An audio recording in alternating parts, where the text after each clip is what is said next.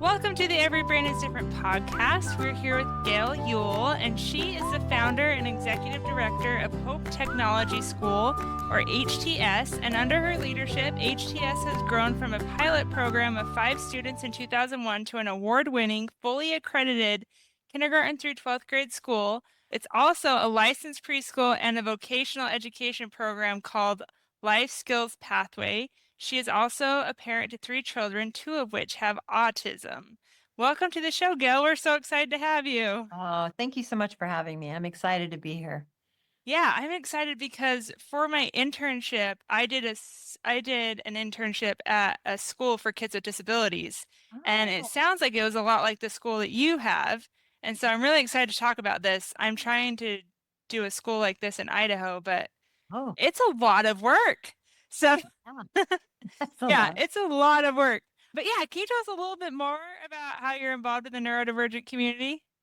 Sure. Yeah. Let's see. We started the school back in 2001, and we pretty much, from our own lives, saw the need for the advocacy and the inclusive education. I'm from the East Coast. We moved to the West Coast. And in my opinion, it wasn't at that time as progressive as far as inclusive education. And so, with a series of events, we just decided we'd start a school. And then from there, we're up 100 plus students now. And we have 60% are neurodivergent, and then the other are neurotypical.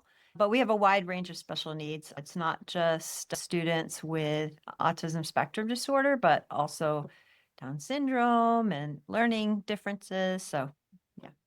Yeah, that sounds awesome. So, how do you make the school inclusive and use all the resources? What resources do you have available for students? And how do you help the neurotypical kids be included with the neurodivergent kids and just everyone together?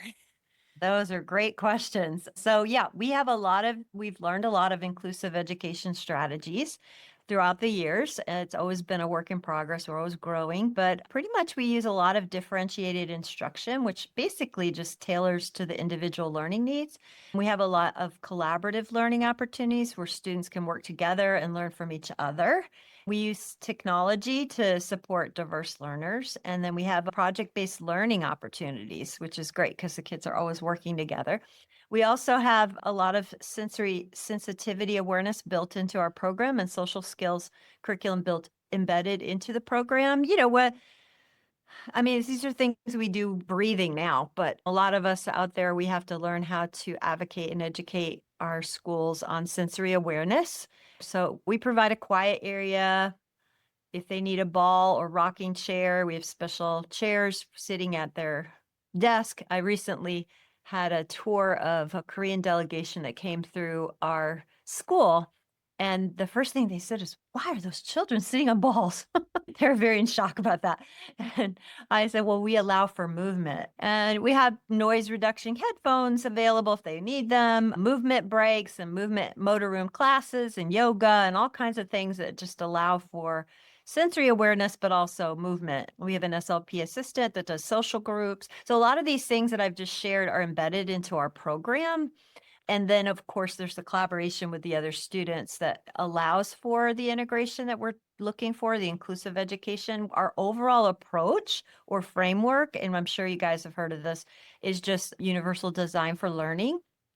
And that basically is a framework to ensure inclusive learning environment for students. So it focuses on multiple means of representation and expression and engagement, and it recognizes that students learn in a diverse way and aims to accommodate different learning styles and needs. Yes, I love that. Just accommodating all the different learning styles. And for movement, I know that movement is a huge thing. Like we've said before, there was a study done that kids with ADHD, when they're allowed to move, they Oh, can yeah. perform better on their tests, on their studies. They don't have as many like behavioral outbursts, if you want to call them that, when Yeah. they just need to move. And Yeah. so I really appreciate everything that you're doing in your school. So, what would you tell parents who are trying to maybe educate their public school or just the school that their kids go to? Like, where can they start for an inclusive environment if maybe they're not doing a great job of that right now? What can they advocate for? Well, there's so many things you can advocate for. I think you can start with their IEP and making sure that you have inclusion goals, right? And goals that fit your child's needs, specific needs. I mean, you can have inclusive sports goals, all kinds of things that, because as working with the school system, if it's not in the IEP, sometimes it won't happen, right? Or even if it is, doesn't always happen. But that's a way you can start. If your child has an IEP, you can start by putting in some inclusion goals, and you can ask for specific approaches, whether it's visual aids or auditory resources or hands-on activities or digital tools. There are a lot of things that you can request that are very important to different learners. Yeah, I think it's important for parents to remember that they can request anything, and the Yes. worst the school can do is say no. But I found, at least with my son's school, that if I request it, they're like, yes, we want the child to succeed. We want him to be successful. We want him to come to school and be happy. And so they're usually willing to do what you ask them to do. But Yes. sometimes you have to advocate a little bit harder for it because I know not all schools are like that. I've heard horror stories from like other parents. And so, Yes, yeah, yeah. definitely. Oh, no, sorry. Did I interrupt?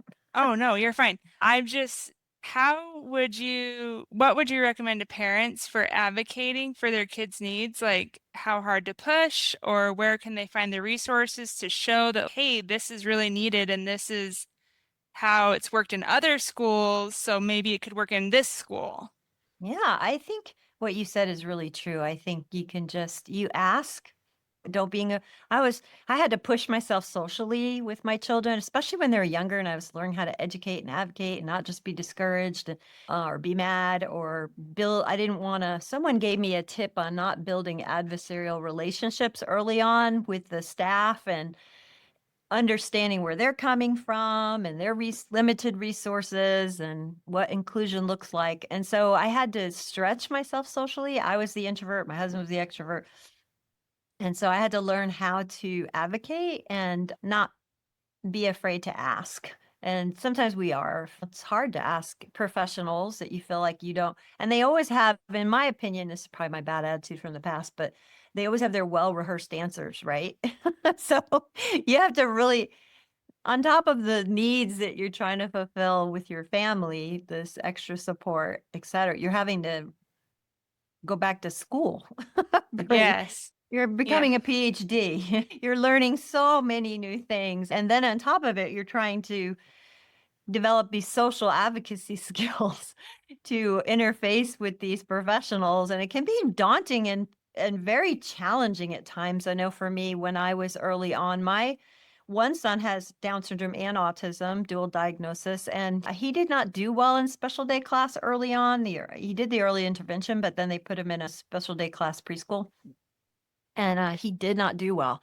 It was a mixed group, very big, very large, and lots of behavior. So he just freaked out. He was deer in the headlights all the time. So I just opted to go and include him in our neighborhood school. And what happened is the psychologist, I don't know if he felt threatened by it. I don't know what was going on there. There was some weird one-on-one interactions where he said, "Look, I appreciate what you're doing, and we're going to let your son come to our school. This is for kindergarten. But I don't want you to advocate for him for other families to come. I don't want you to tell them what you did to get him fully included."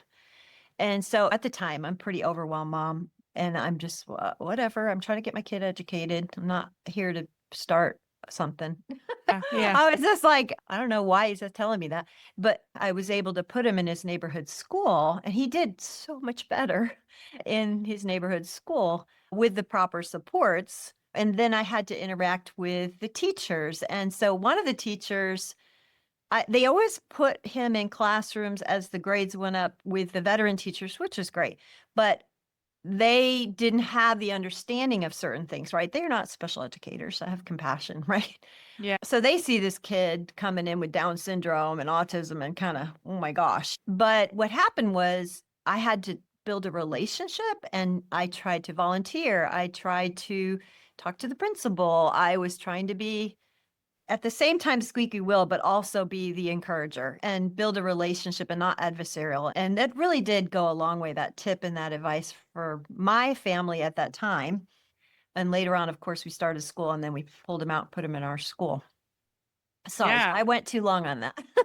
No, that is wild. But he was like, we're gonna let you come, but don't tell anybody else that they can come. Yeah. Wow. I don't like that. No, But I I'm glad that you were able to advocate for your kid and get him the stuff that he needs. And I have found too, when I'm talking with the school, that if I say, I understand you're doing everything you can. Here's yes. another idea. Here's another idea of something that might work. And just not, even though sometimes I'm like, you're not doing anything and you're being ridiculous. But if I say, I understand you're doing your best, then they're much more likely to take into account the other things that you suggest.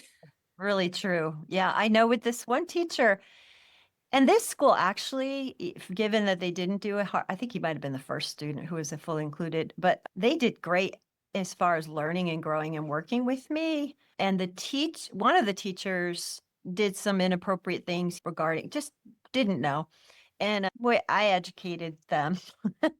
And then they were so awesome after. I invited them to his birthday party and they came on out. So there were things like that that they grew with me, which was great. So Yeah. you can have things happen, but if you work together, it can get better.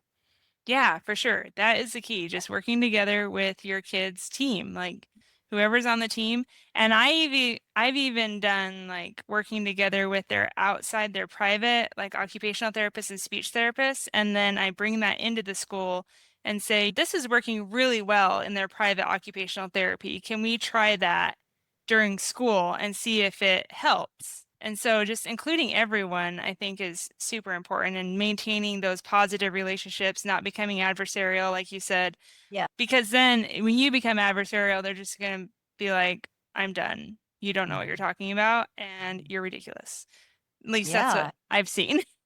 I agree. And I think not being afraid to suggest things that would work because you're becoming these expert moms and parents, and we always value at our school a lot of the great things come from the parents. So that's a really important thing to feel like you can make a difference. So I think that's great to do that. Yeah. Hey everyone, Samantha here, and I'm thrilled to invite you to join me for something special, the Parenting Power Hour. This is your chance, parents of neurodivergent kids, to bring your questions directly to me and fellow parents in the room. We're here to help you develop actionable plans that really work so you can finally stop the meltdowns and find peace in your home. As a mom to 3 kids with ADHD and autism, I've seen and been through the challenges too. So trust me, we'll find solutions together that fit your family. Don't miss out on the Parenting Power Hour. It's a free online monthly gathering every second Thursday of the month from 12:45 to 1:45 Mountain Standard Time. Visit everybrainisdifferent.com to reserve your spot today. Can you tell us some resources that you would recommend to parents, maybe 1 or 2, either ones that you provide or just ones that you would recommend? Sure. Yeah. We like to focus on initiatives to foster friendships. And to me, my 2 things I try to think about a lot with children and adults with special needs is their communication and their friendships. Because 2 to 3 times more likely to be bullied than their peers, and peers can stick up for other peers. So I think pairing peers with projects. Wow, PPP. I didn't know I did that. Pairing peers with projects, say that 5 times, helps students with neurodivergency and neurotypical peers to build friendships and mutual understanding with their peers. And we do project-based learning where students learn together how to work together, and maybe peer modeling. Like we have a coffee cart for our life skills pathway program, and the high school students will support that and go along with the coffee cart and get the orders from the teachers and give out the snacks. And so it's just teaching some life skills and vocational skills, but we pair them, and it allows the high school students to support and assist each other. We do peer mentoring where older students mentor younger students. And sometimes the older ones will come read to the little ones, and promoting a sense of responsibility and companionship. Group projects, collaborative projects that require students just to work together and leverage each other's strengths. We also have a lot of inclusive events, sports, field trips. And when we have our special events, whether it's Bike to Bay or our holiday celebration, everything's very inclusive. And so that helps a lot. That's just initiatives to foster friendship because I'm really big on that. Yeah, and I think that's super important because a lot of kids I've noticed, I think it's people don't understand that kids maybe with autism or other neurodivergent diagnoses. I've heard a lot of people say that they don't want friends, they don't want friendships, they don't want to be included. I'm like, that is not true at all. It's just differences in communication, Mhm. differences in how they learn. And I know, like, my daughter goes to preschool and she's like, oh, that's my friend, that's my friend, that's my friend. But then she doesn't talk to them at all because she Mhm. doesn't know, she gets so nervous and she doesn't know what to say, but she wants to be their friend, but then she just doesn't know how. And so I love that you put kids together and help them work together. It's just like the real world. Like when they go out into the workforce, they're Mhm. going to be with other people and have to work together. So that I love all the things that you just said. I think they're so important. That's great. Yeah. Social groups, extracurricular activities, stretching yourself and getting out of your comfort zone. I had to do that. That was so part of me was learning and growing socially as well to Yeah. navigate this maze, this world together, right? That was hard. But examples, I think of inclusive social groups and sports teams. I think that's really important to figure out. I had one of my relatives email me about their daughter, and she was in the, I don't know if it was the band or the marching, whatever it was, but it had really long practices and super high expectations, and she was had some ADHD and other needs. And so I said, why don't you put in the IP some inclusion goals and make that the sports so that because they were going to I think they were going to have her they were talking about maybe her not getting kicked out or not getting being able to participate because she couldn't keep up with just it was pretty intense.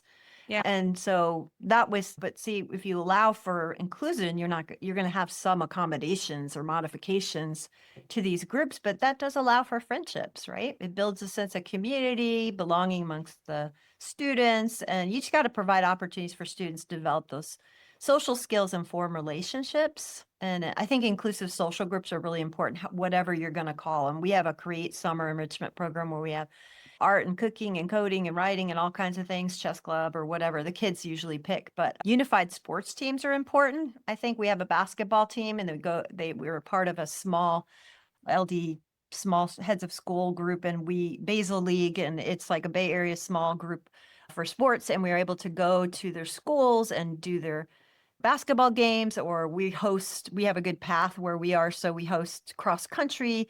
And the amazing thing, I was talking to one of the moms that's daughter is on the basketball team and it's boys, girls, special needs, everything. And she said it's so funny because it's a different kind of group of parents. We're all cheering for all the kids when they make the shot. You Yeah. know? Yeah. She goes, even the other team, oh, it's great because it's so great to see. And it's competitive. I mean, it's not just, it's a competitive thing, but the parents are so happy about the inclusion and they're supporting each other. Yeah. That's fantastic. All those things are great ideas for inclusion, how to get your kid out there, how to have them be successful with other peers. And Yeah. yes, fantastic. Can you tell us where can people find you online if they're interested in learning more? We're hotechschool.org and we have a ton of resources on there and links and things you can look at, access to. So, Yeah, awesome. And then our last question is, what do you do for fun? what do I do for fun? Yeah. Wow, that's a really good question. Well, I like to walk my dog. I Nice. have a crazy dog. I like to walk my dog. That's very therapeutic for me. Yeah. I also like to bike when I can every other day or third day I get out on my bike and that actually clears my head and helps me exercise and do a little cardio. So, and then on occasion we'll go to the beach with our family and that's really fun as well. So, those are things I like to do for fun. Yeah, I love it. That's awesome. I haven't ridden a bike in so long. I Maybe I should go know. try. I should go try. started during Either. pandemic. Yeah. Oh yeah. I hadn't ridden a Nice. bike I thought, oh no, can I get on the bike? But it really helped me. So Oh, now good. I'm still doing it. Yeah. Good. Yeah. Last Well, time I thank got you. on, I fell. Oh no. Oh no. Oh no, don't do that. It does. I have happen. actually, I have to confess, I have fallen a couple times, but I'm still on that bike. I'm getting back on that bike. Nice. I love it. Yeah. Well, thank you so much for coming on the show. We truly appreciate your time and everything that you've shared with us. Oh yeah, thank you so much for having me. I really appreciate it. It's great to meet you guys. Yeah. Thank you. Okay, Lauren, what were the highlights? Something that I think is something that we should maybe talk about more or help try and provide resources for. And it's something that we probably are not really thinking about when we're like preaching, you need to advocate for your kid and do this. I'm an introvert. I can't even advocate for myself. And you want me to advocate for like my kid? Like, no, I don't have one, but if I did. And so when she kind of brought that up, like she had to learn these skills to be able to do that, because like how else was she going to get it done? And that can be really hard for an introvert.